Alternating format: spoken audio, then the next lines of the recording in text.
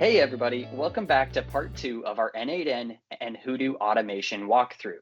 In part 1, we covered the intro to N8N and the Hudu community node, as well as went through a basic demonstration of actually using the community node.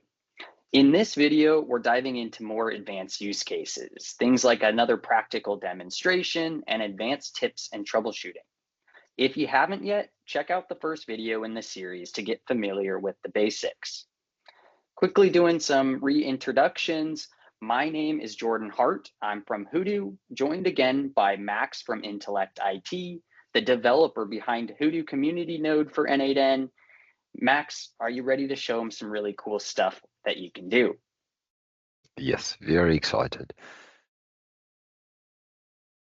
Earlier video, we've covered off data manipulation and being able to extract data out of Hudu, make some changes to it, push it back into Hudu. One of the other, out of a list of endless possibilities, one of the other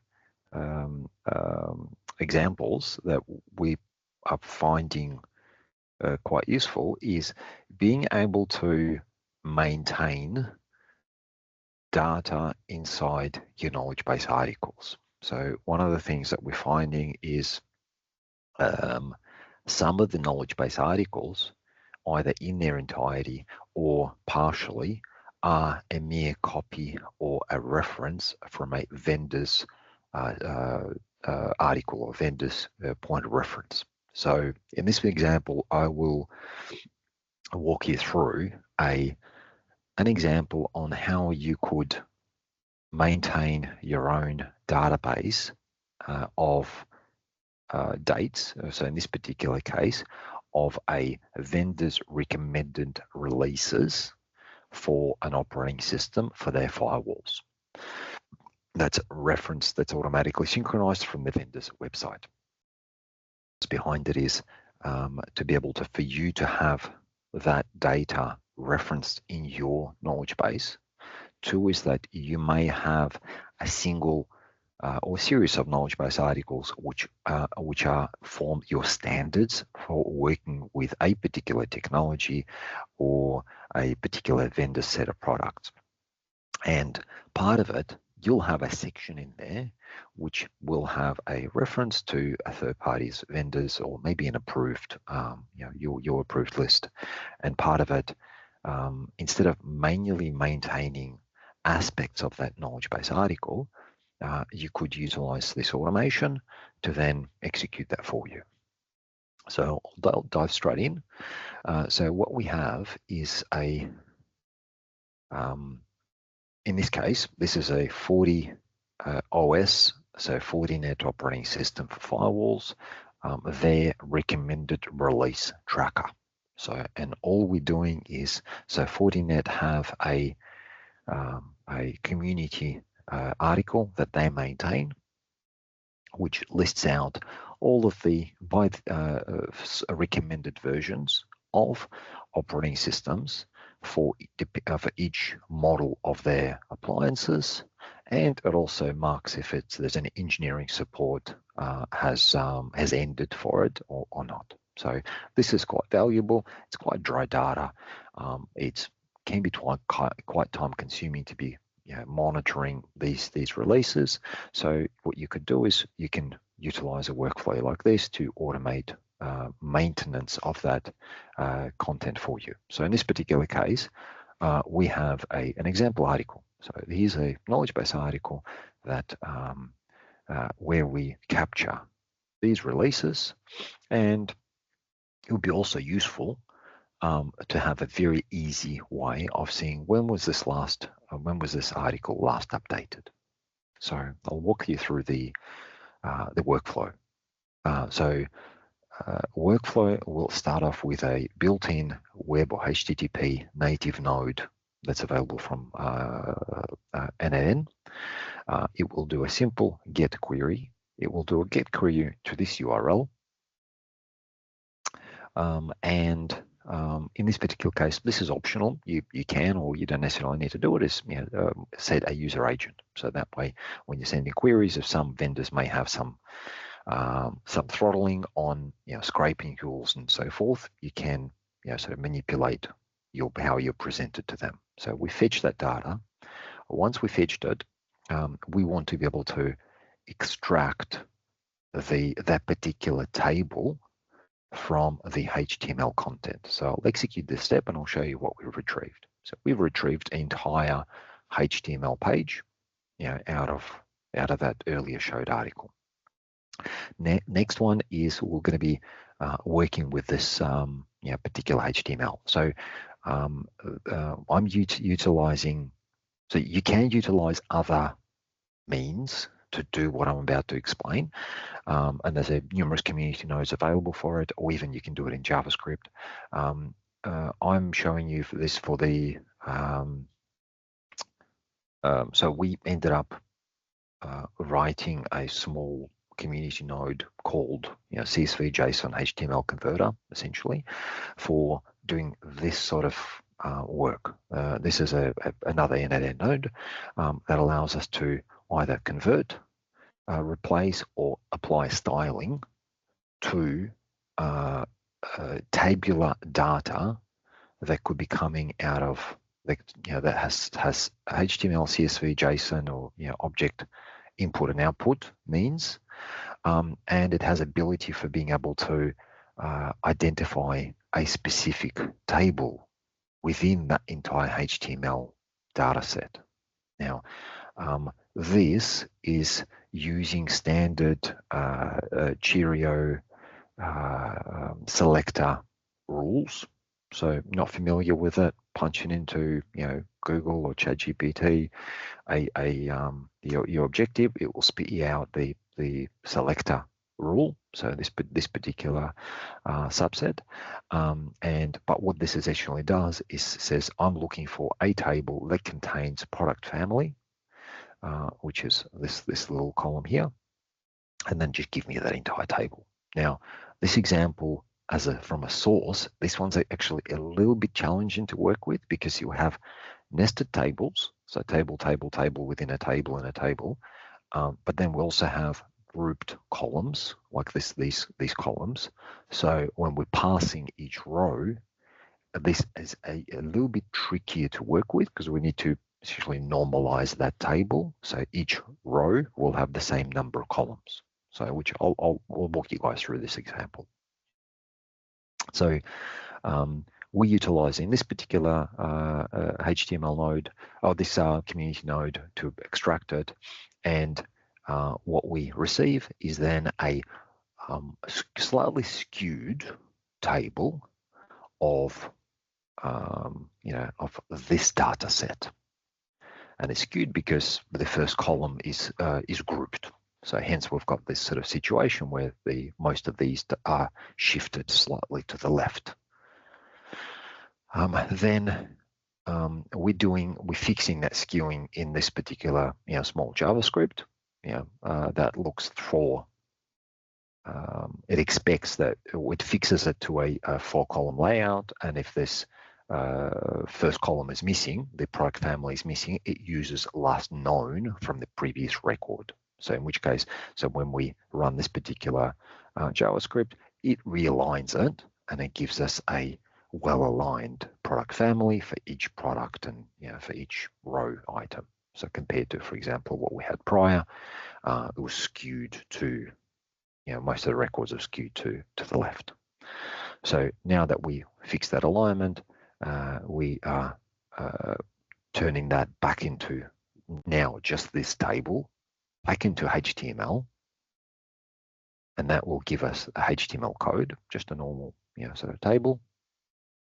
Then now that we've retrieved that table, we want to be able to find where to insert it. So in this particular case, I know, so this is where the Hudu node comes in.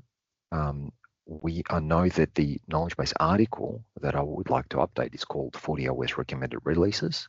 However, you can, if you want to be maybe a little bit more foolproof, in case someone else decides to create another knowledge base article with the same name, you can work off the slug instead, or even article ID, whatever's easier. So he can use a so slug identifier. I'll use the name for the moment. What I need is I need to get the content of this Hudu article, particularly so that it can extract its content. So content is the this section here for this article that you see the HTML code behind it. In which case that I'm getting, here's what it is. So I've retrieved it. Then what I need to do is, so I'm using against this community node, but now using the a replace operation for it, and I'm pulling the source HTML is from the last step. So from retrieve article, the content block, which is this part here. See how it gives you a preview of what what is retrieved. And I'm replacing it with also HTML, but I'm replacing it from a step back. So hence I'm referencing it by a full name in single quotation marks. An item called converted data.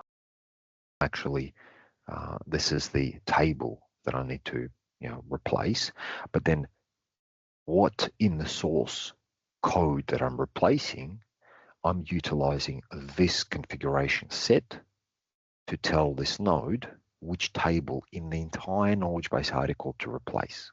So in this case, all I'm doing is saying find find a table that sits under a H1 tag or heading, like largest heading. The heading is called recommended releases. So if we see here, that's the recommended releases, and it's the first table under that heading.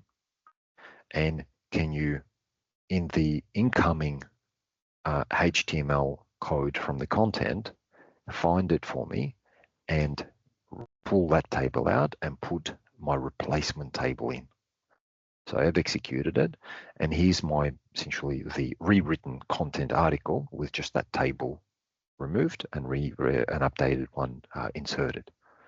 Now that we've done that, we could go straight to updating the article with that content. However, I just wanted to do one more step, and that is I really like to have in my article a field which will have a date when it was last updated. I really don't want to be looking at this activity, when it was last refreshed. I really like the date straight prominent in there. So again, this is a really simple script.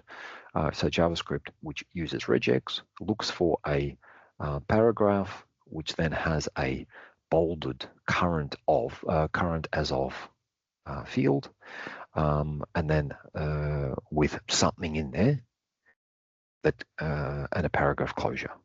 And then order will do, it will insert my current date and time into the HTML. So just a simple, we'll look for this piece and essentially just replace whatever's in there with the current date. So I'll execute this step, and what you'll find is current, and here's my date and timestamp. Yeah, it's been inserted. So now we have a full HTML content, and what we want to do is now we want to inject it into that Hudu article.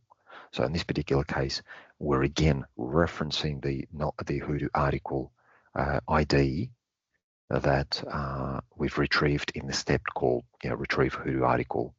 In the earlier node, we're getting that ID identifier, which is in this case it's 16, and we are updating a field in that article, amongst the fields that we can.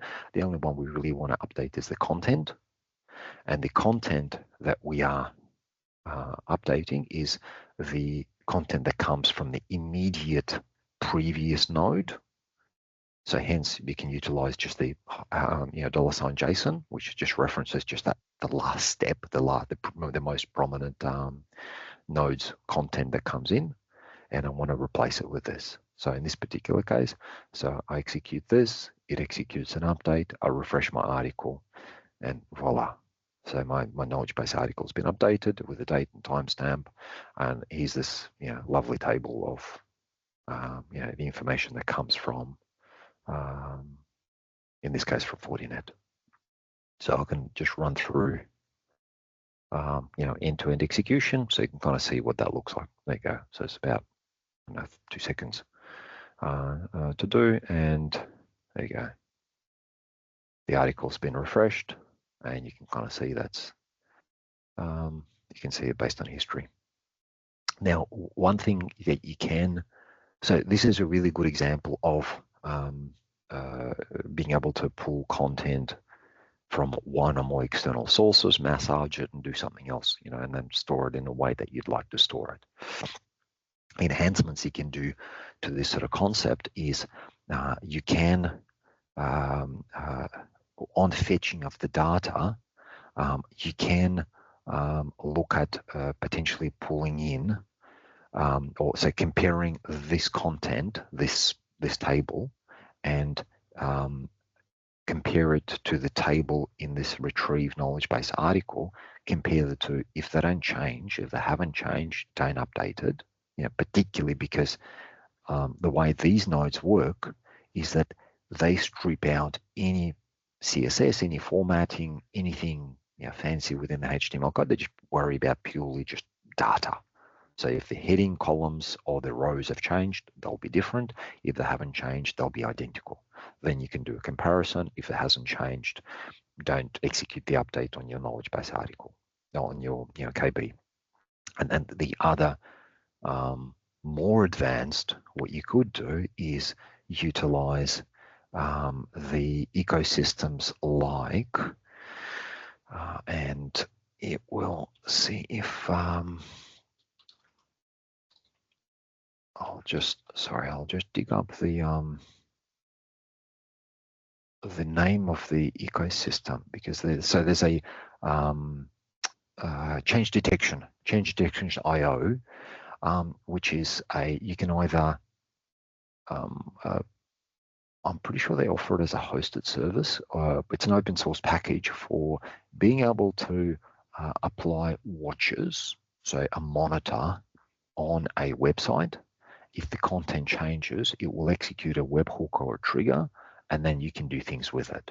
Now, that change detection IO is available as a Docker container you can run in your self-hosted N8N stack. So your N8N instance can integrate with it. So you would literally have a trigger, a webhook trigger on this workflow, and let the change detection IO to essentially tell you, hey, this website has changed, has been updated. Please get this content and update my knowledge base article. That's pretty awesome. This is kind of one of those things that once you build it out, it's super simple to get updated. But I'm sure this saved you, or saves you hours every time you need to do this.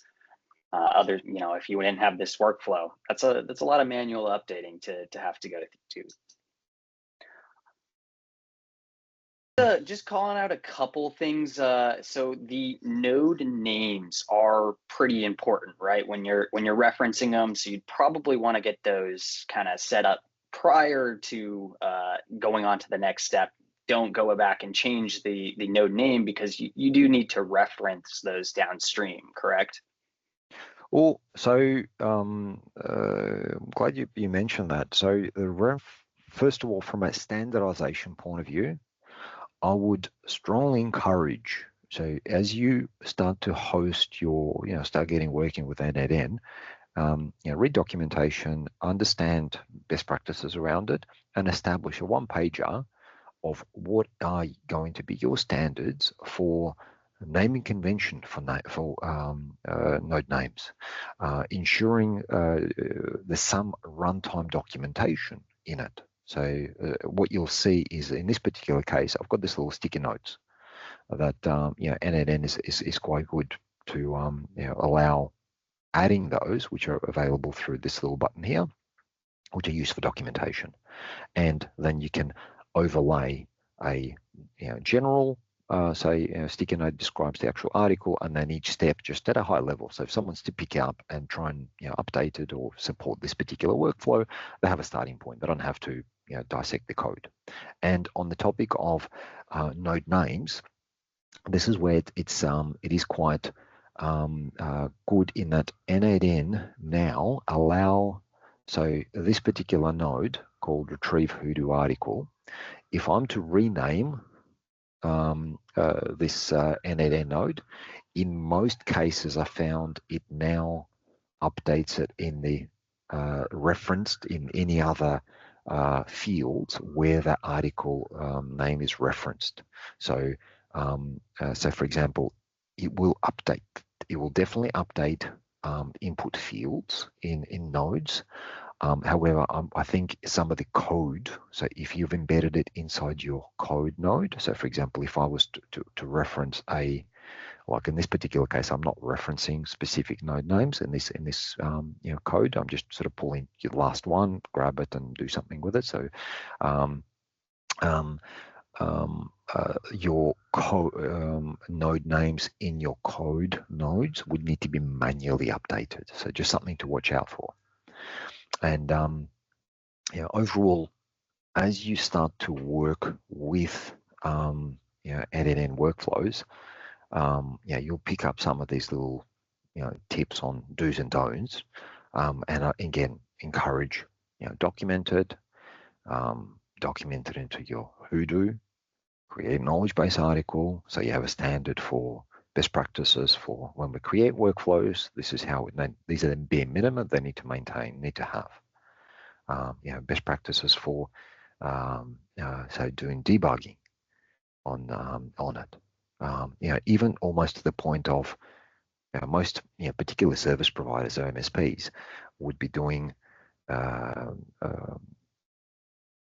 quite proficient at monitoring. Now, think of these workflows. Someone needs to be monitoring if they're working well, if they're failing. If they're failing, what is the course of action they should? So, for example, if this stopped working, and I'm assuming it's working, I don't know any better. There needs to be a systematic approach how we are to be notified about a workflow that's not working, and then you can sort of dig through and sort of debug it. So I can run through. What I'll do next is run through the essentially the troubleshooting and being and what basic measures people should consider putting in place in order to know that a troubleshooting is necessary, particularly if a workflow that's been set up, it's been working perfectly fine for weeks, months, years, and all of a sudden it's not working. So one of the things that you'll find each workflow that you work with has settings.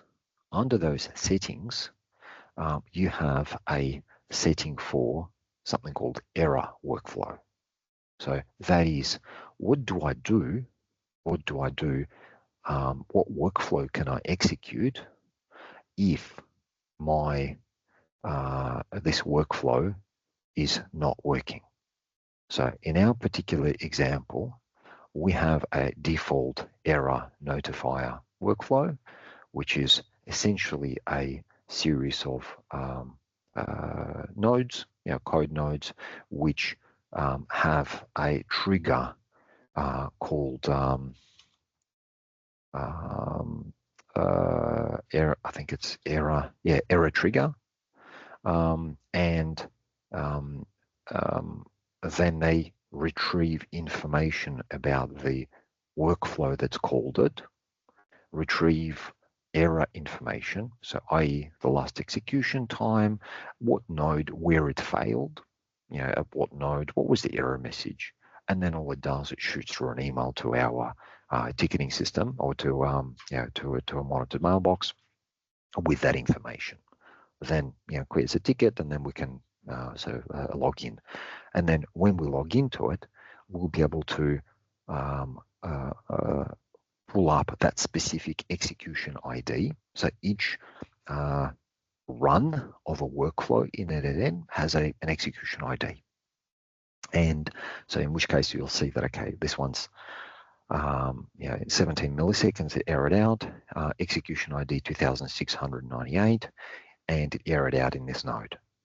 So in this particular case, the error is where I specified incorrect replacement content.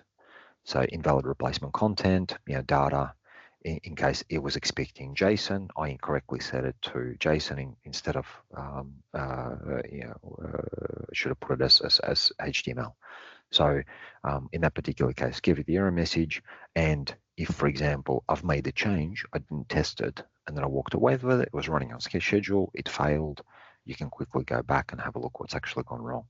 And then if you want to go and debug it further, or even if you want to debug a successfully working workflow, so like say, this one that we're working with, they give you, so N8N offers ability to be able to pick up this workflow with the data that was coming through the pipeline, copied into the editor, and actually see what the inputs and outputs were through all of the steps. So in this particular case, what you'll see is it pinned the trigger from that run, and you see the little ticks where the data is actually populated. So I can actually drill through and see what was the output, what my node was trying to do to it, and what was the output. So I very quickly can muck around with, or I can debug it. Particularly as if you're working maybe with, code nodes or nodes which have a little bit more flexibility but have a higher error rate. You can do that. And then what further you can do is you can, in this mode, you can also override. So for example, I can say, I'm fetching this community page, but I actually want to override the data for this run as an example, just to see what happened. And I want to be able to override it and say the content was not retrieved, or maybe it was, partially retrieved. So simulate an error, save it, and then from then on, I can then actually see how the other nodes react to incorrect data or potentially correct data, if you're simulating it. So that's sort of a really good example of where you can do these manual overrides through the steps, and then without essentially doing a dry run. So in this case, then I can rerun this step based on what is wrong data, and this will error out. Okay, I couldn't find a HTML table in here. This it's not there. That's pretty cool. I did not know about the error workflow. So not only are you automating what the workflow is built for, but you're actually removing the need to kind of baby it and make sure you're checking in all the time. Yeah, exactly. Well, so the amount of flexibility that is available in the ecosystem, it's not just flat workflows. The whole concept with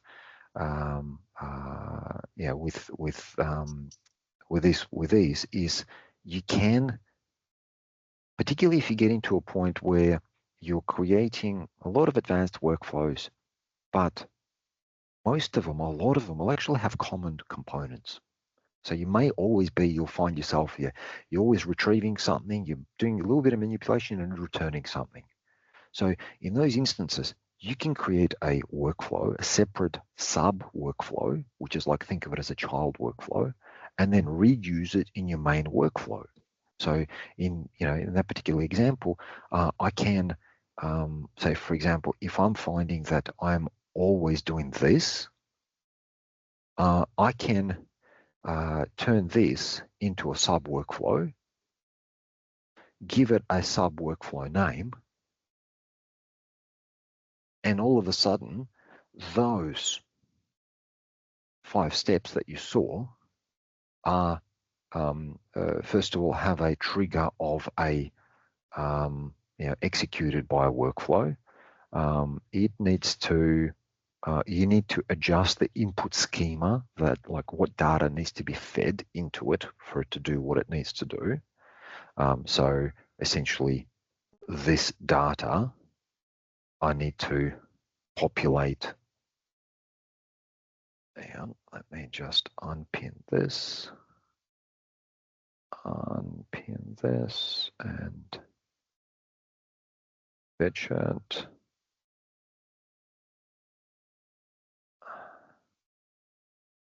You grab this data into this workflow input, then this workflow will do what it needs to do and it'll spit that out to you. So the idea is then your workflows are simplified. There's you have a centralized single spot. If you need to make some adjustments that, I really, my timestamp is no, current date, or I don't know, there's some sort of change that you've made that's kind of central. And then there's a single spot where you would only one spot to maintain. The flexibility is immense, and then you start building it out to a point where ideally your workflows are simple and there's as much reusability through your workflows as possible. Yeah, makes a lot of sense. That definitely makes it easy. I can see how you'd be utilizing kind of a subset of some of these nodes over and over, depending on the data that you're manipulating. Exactly. One thing in your experience, you may have found wanting to have access to logs or have ability to maybe a little bit runtime visibility into what's going on. One of the things that you'll also find useful is beyond just the execution, which sort of gives you the historical execution of your workflow, is you have this lovely section called logs. So which gives you a current runtime, so a convenient way to be able to see where certain nodes are up to. So as you can see, I've hit the trigger.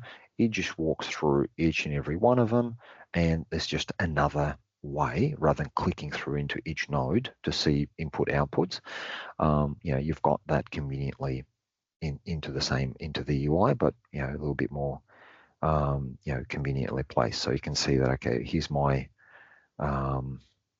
the input and output. So this is output of this step, so here's the input of this step. If you want to change it to be a more of a schema based output or a JSON output, you can kind of toggle that through there. Equally, so search, so do keyword searches and so forth, and across all of them. So it is quite quite flexible. The only thing to watch out for is depending how much data you're processing, i.e., when if this content HTML code itself is a very, very large, you'll find that N8N UI, so this workflow, what I'm sort of showing, in the UI itself, it can only cache or store in memory. I think it's roughly about 12 megabytes of memory, I think, in total. So for example, if this starts to retrieve an article that's, I don't know, 15, 20 meg worth of HTML content, you'll find this is not going to be able to display you that all of this level of detail in the UI, and you won't be able to do as much debugging in it, purely because it won't pull, it's not able to massage that much data within the browser. From a workflow perspective, it will still run perfectly fine. There's just more in the UI. You won't be able to manipulate that data. So like you can see, even with this amount of content, there's a tiny bit of lag. There you go, clicked, and it's only now switched. So there's that tiny bit of lag as it processes and updates it into this log view for you. Yeah, that makes sense. Super helpful. So we've covered, so in this particular example, we've covered how to work with maybe less traditional workflows into Hudu, so maintenance or retrieving or updating HTML or a table, essentially using Hudu knowledge base articles as a structured data, as a pseudo, replacement for SQL Server for like little small snippets of data. So examples, for example, for some of the use cases we starting to use Hudu for is placing, having be it version information, like in this, that's automatically retrieved from a user's perspective, our staff perspective. They have a single point of truth that's presentable in a human format, as a knowledge base article they can retrieve. However, the same data set is used for all of the integrations. So it's a single single data set from a maintenance perspective. Two is being able to store, for example, price lists. So, there's certain information that, rate cards and so forth, rather than having them stored in different places, store it into a KB article in a in your Hudu instance, and so the staff, maybe sales support or other staff within your organization can reference it. However, you'll be utilizing the same data set for your integrations, maybe for your billing or for other purposes. So it gives you that multifaceted use of Hudu's data for your integrations. Awesome. Thanks, Max. Really helpful to kind of see how you can troubleshoot these, fix some of those errors, and really debug the workflows as you're working through. If any questions or issues do come up that you're not quite sure how to figure out, please feel free to throw those on the Hudu community. We've dedicated a space within there for N8N. And we'd love to continue seeing troubleshooting issues, best practices, a ton of different things specifically on N8N in the Hudu community. So that is community.hudu.com.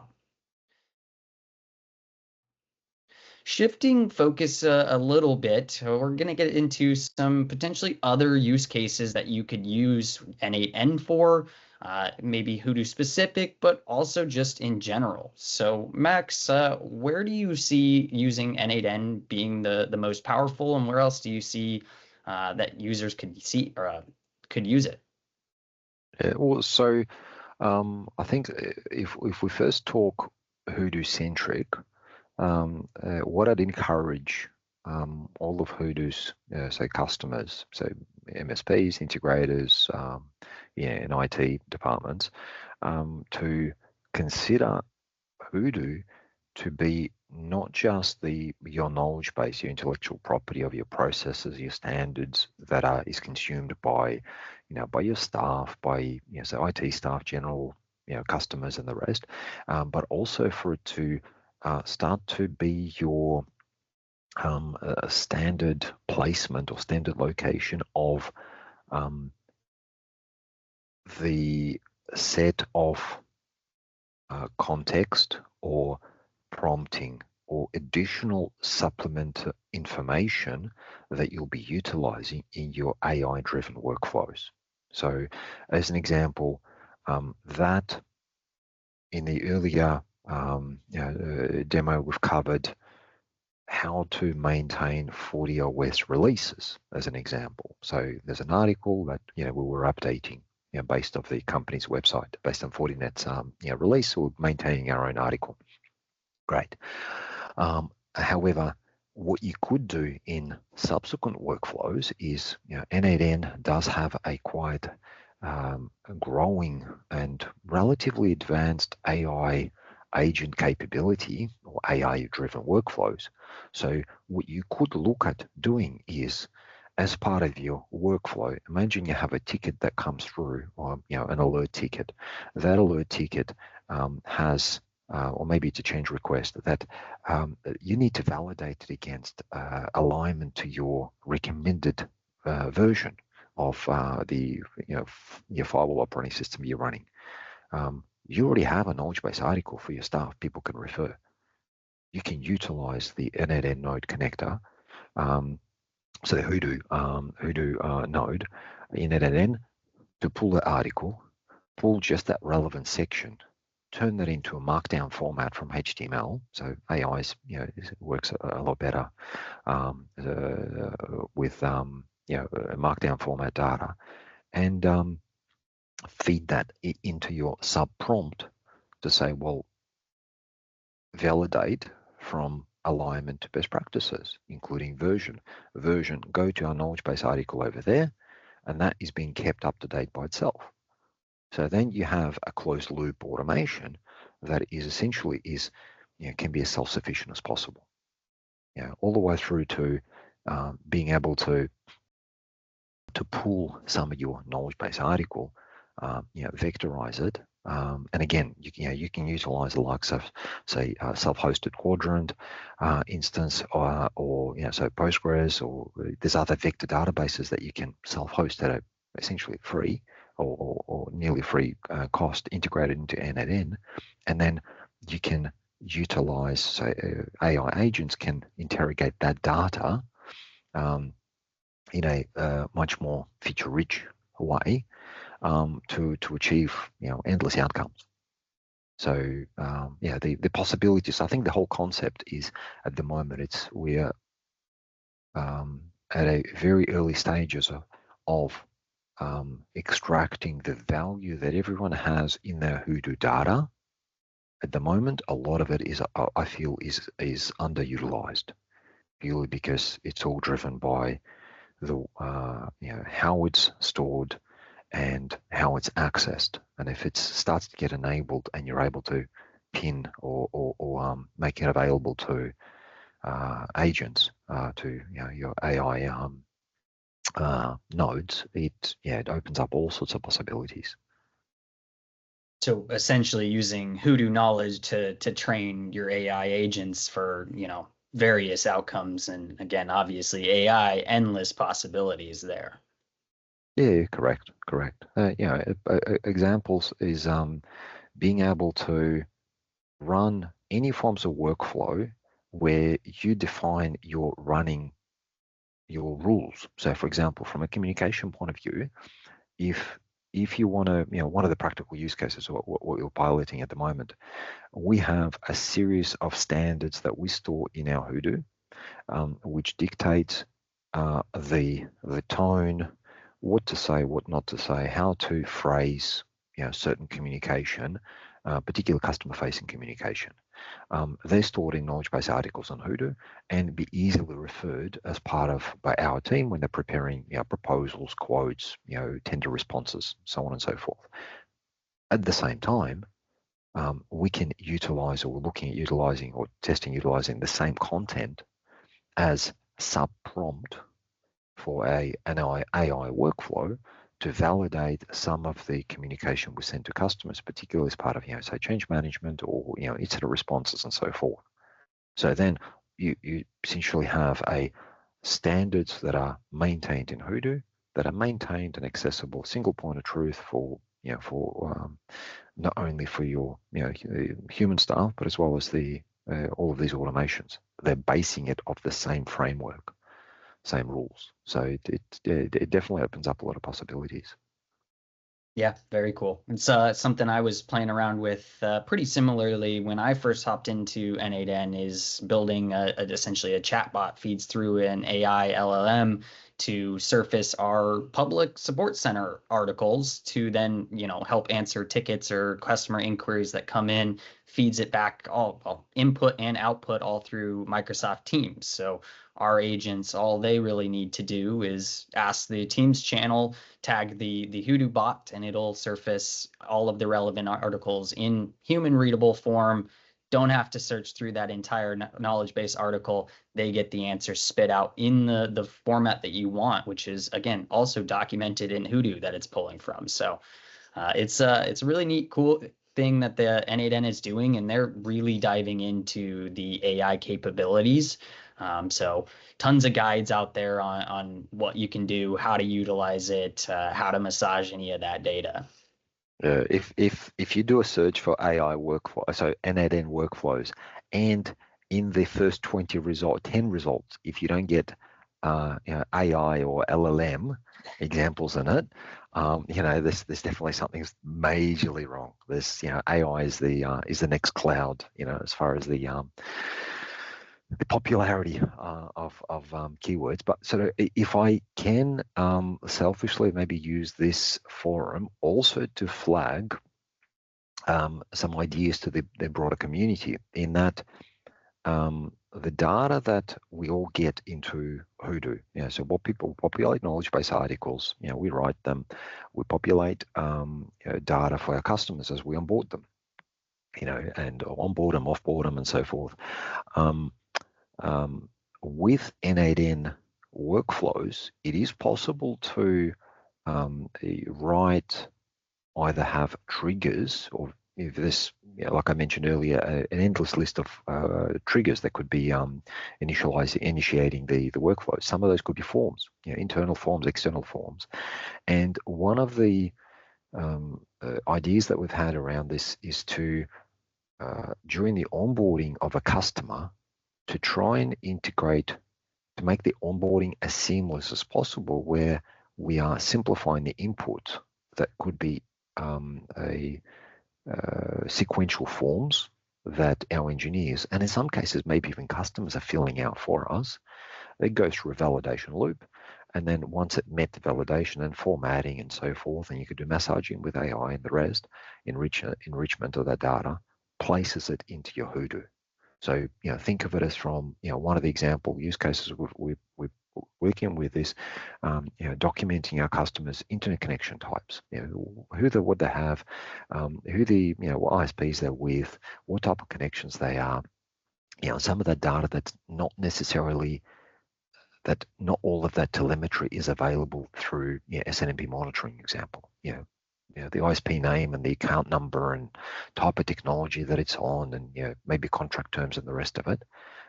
That could actually be a form or some other more human-friendly input that could be shared with the customer in a very frictionless way, or with the most appropriate person. And at the end result of that input, after validation and transformation, could actually be landed straight into your Hudu. So as far as that, the lifecycle management and currency of information in Hudu could be made a lot easier and a lot more foolproof, I think, with some of these automations. So I'd encourage community, and by all means, please do take part in the Hudu community board on some of these ideas. So be it, post on, or even on Reddit if it's just sort of hypothetical ideas and just sort of brainstorming. But I think the possibilities are really, really exciting, and I'd encourage an active discussion on on this area. Yeah, absolutely. N8N's already been a pretty popular discussion topic, both in our Reddit and the Hudu community. But I'll second that. I encourage everybody to, throw out best practices or questions that you have on there. Let us take a look. If there's a use case that we see, we could, either build or play around with or release back to the community. We'll throw that into the automation library. That way, everybody can, grab that, throw your credentials in it, and you're up and running with that workflow. Kind of reiterating again on one of Max's points of taking forms and using them for onboarding. It's another great way to kind of supplement integration information. If our integrations are potentially not bringing in all of the data that you need, you could use that as your trigger of, you say, auto task to onboard customers more seamlessly, pull all the data that you need and supplement any of the integrations with Hudu, but also with other products, PSAs, RMMs, kind of filling the gap between for those integrations.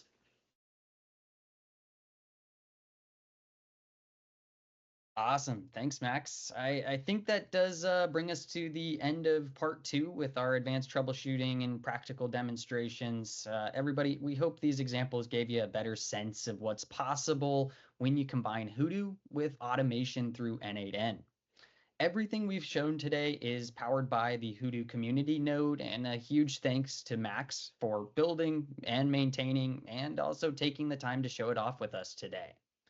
If you have questions or want to see more examples like these, definitely let us know by dropping a comment or posting it on the Hudu community, community.hudu.com. We'll be posting popular scripts and N8N workflows to the automation library, and potentially even doing more of these, hosting a live webinar. Really, balls in your court with what you'd like to see from us. So definitely participate in those communities. Again, links for helpful guides and resources will be in the description of it.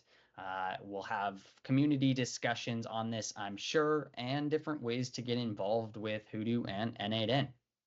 Max, do you have anything else you want to say? No, thank you for having me. And it's yeah, definitely encourage the overall the community to be vocal about specific use cases or some of the automations, and not necessarily the traditional or automations around updating assets and the rest of it, but the possibilities with this level of integrations significantly elevate what is possible. So being able to pull data from systems which you typically don't pull data, or interfaces that you don't, chatbots, forms, and various other things, it does completely reframe what is possible. What are the specific use cases? How that data that sits in Hudu and other systems is utilized. So I definitely encourage an active conversations, and definitely encourage for the overall community to share what they can as much as possible, so that everyone does have the opportunity to learn from each other, and overall makes everyone's life a lot easier and simpler, and people can work on more exciting and areas that they're of more interest. So I don't know, N8N's pretty exciting. Thanks, Max. Great shout out there. And thanks again, everybody, for watching, and happy documenting, happy automating. Take care, everybody.